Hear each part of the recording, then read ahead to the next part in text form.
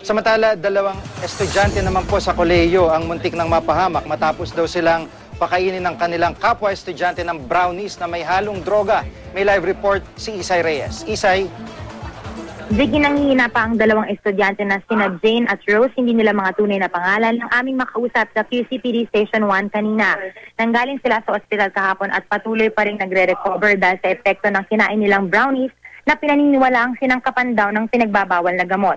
Itong Lunes, pinakain daw sila ng kanilang kaibigan na si Kathleen Luz ng brownies bago magsimula ang klase. Ayon daw kay Kathleen, siya mismo ang nag-bake ng mga brownies kaso lang napadami ang butter kaya't masyadong lumambot. Dahilan kung bakit kakaiba ang itsura nito. Halos isang oras matapos nilang kainin ng brownies, nahimatay na ang mga ito. Hinihintay pa hanggang ngayon ang official result ng mga medical test ni na Jane at Rose.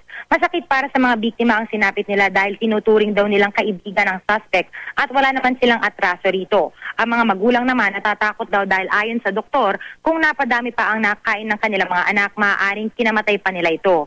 Tumangging humarap sa kamera ang eskwelahan pero ayon sa presidente nito, nagsasagawa na sila ng investigasyon at kung mapapatunayan nagkasala ang inirereklamong si Kathleen Luz, papatawan siya ng parusa.